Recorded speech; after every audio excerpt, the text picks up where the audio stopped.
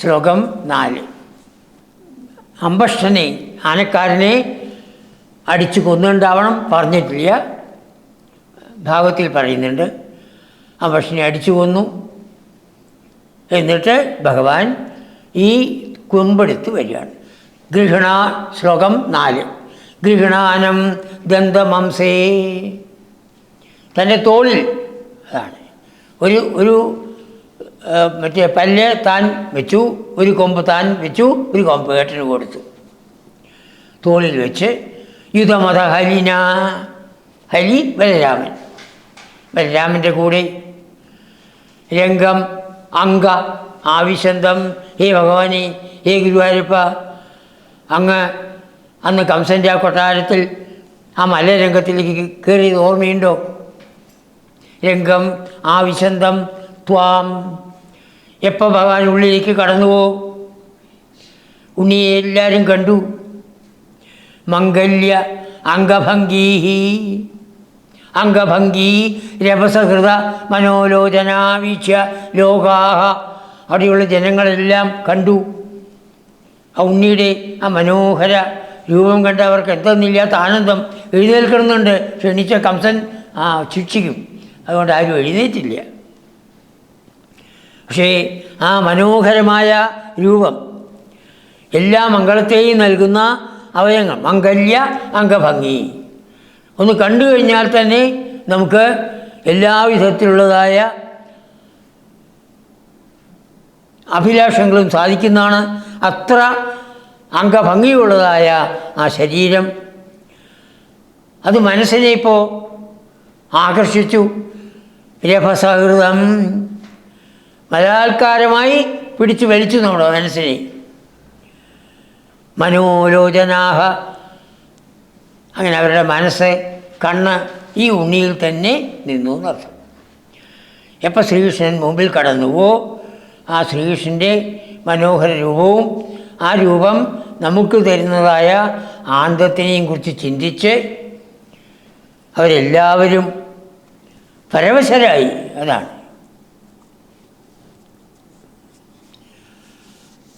ഓരോരുത്തരും ഓരോ അഭിപ്രായം പറയാൻ തുടങ്ങി.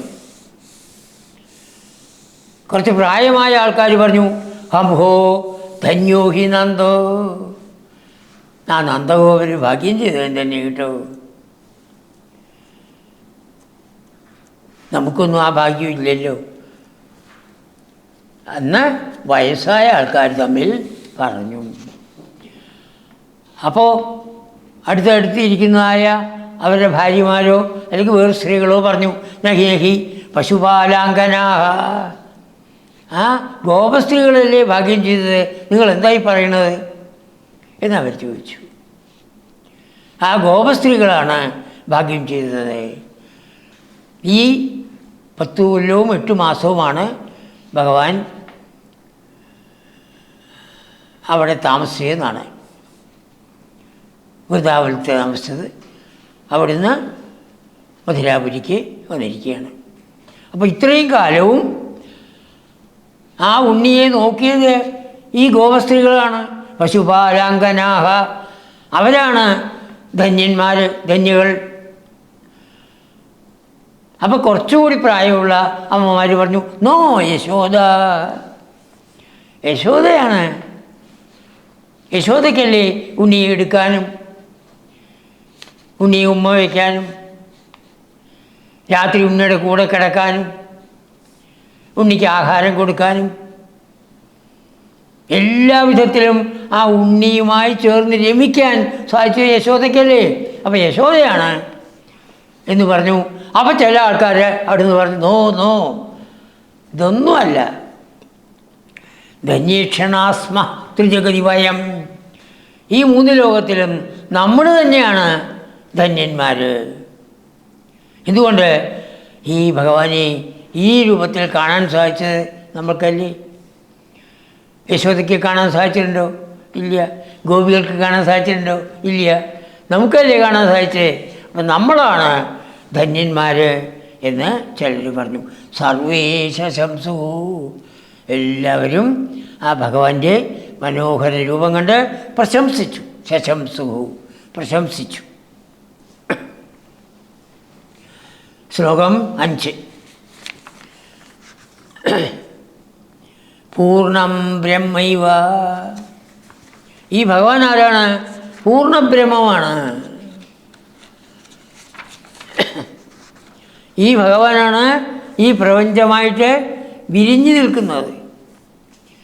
ഈ കാണുന്നതായ മലകൾ, പുഴകൾ, മനുഷ്യർ, മൃഗങ്ങൾ എല്ലാം ഈ ഭഗവാൻ തന്നെ. പൂർണ്ണം ബ്രഹ്മൈവ. ആധ്യാത്മികമായിട്ട് അറിവുള്ള കൂട്ടർ അവർക്കേ ഇത് അറിയുള്ളൂ.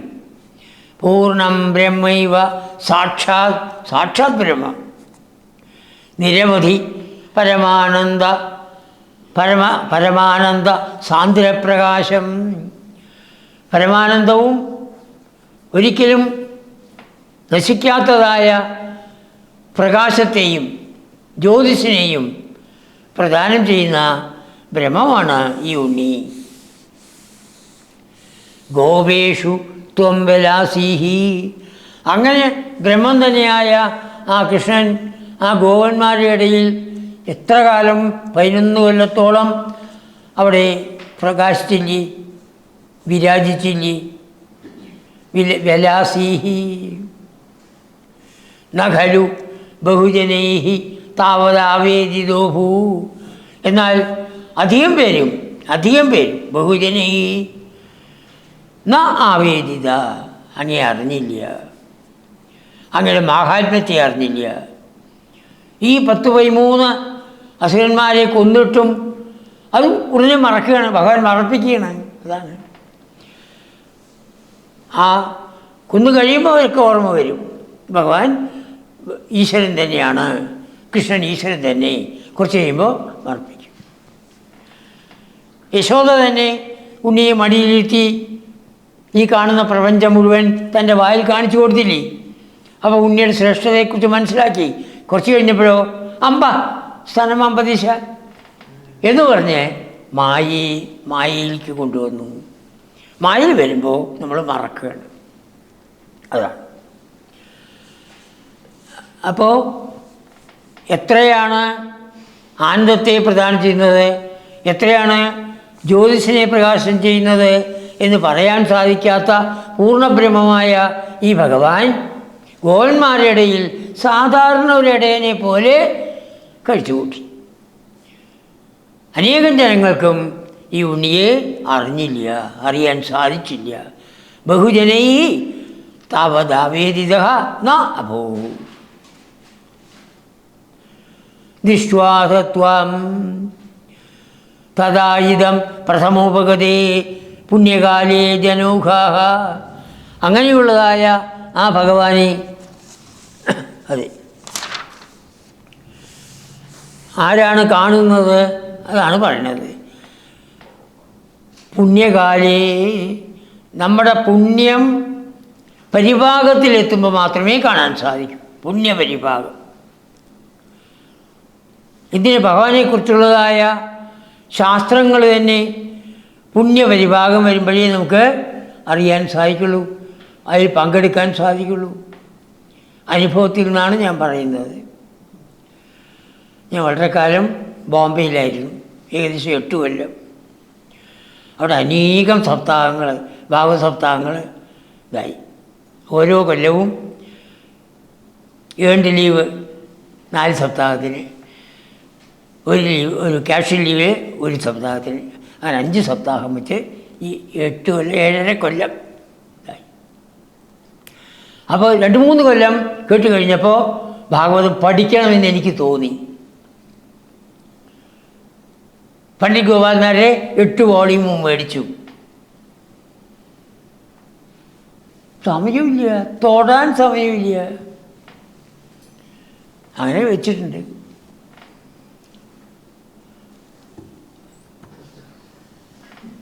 തൊട്ട് വന്നിക്കുക അത്രേ സാധിക്കൂ. എന്തുകൊണ്ട്? പുണ്യപരിഭാഗം വന്നിട്ടില്ല. ഇവിടെ തിരുവനന്തപുരത്ത് നിന്ന് 1990 ശേഷമാണ് ആ പുണ്യപരിഭാഗം വന്ന്. 5 കൊല്ലം കണ്ടിന്യൂസ് ആയിട്ട് വായിക്കാൻ സാധിച്ചു. 5 കൊല്ലം. അതോ ഭാവത്തിനെക്കുറിച്ച് നന്നായിട്ട് അറിയുന്ന ഒരു അദ്ദേഹത്തിന് ഞങ്ങൾ ഗുരുവായൂരപ്പൻ എന്നാണ് വിളിക്കുക. ആ ഗുരുവായൂരപ്പൻ്റെ വീട്ടിൽ അടുത്ത് തന്നെയാണ്. നോക്കണേ. അപ്പോൾ പുണ്യപരിഭാഗം വരുമ്പോഴേ നമുക്ക് ശാസ്ത്രങ്ങൾ പോലും വായിക്കാൻ സാധിക്കൂ, ഭഗവാനെ കാണാൻ സാധിക്കൂ എന്നർത്ഥം. അതാണ് പുണ്യകാലേ ജനൗഘാ, ആ ജനങ്ങൾ പൂർണ്ണ ആനന്ദാഹ. അപ്പോൾ ഭഗവാനെ കാണുമ്പോഴുള്ളതായ ആനന്ദം പറയാൻ വയ്യ, വാക്കുകളില്ല. വിപാപാഹ, വിഗതമായ പാപത്തോടുകൂടി, പിന്നെ ഒരു പാപവും അവർക്കില്ല. സരസമഭിജഗു ത്വൽകൃതാനി സ്മൃതാനി. ഈ ആൾക്കാർ ഇപ്പോൾ ഭഗവാനെ നന്നായി കണ്ടുകൊണ്ട്, ഭഗവാന്റെ മാഹാത്മ്യത്തിനെ മനസ്സിലാക്കിക്കൊണ്ട്, ആ ഭഗവാൻ ചെയ്തതായ കൃത്യങ്ങളെക്കുറിച്ച് അവർ കീർത്തിച്ചു. അതാണ് അമാനുഷികമായ പ്രവൃത്തി.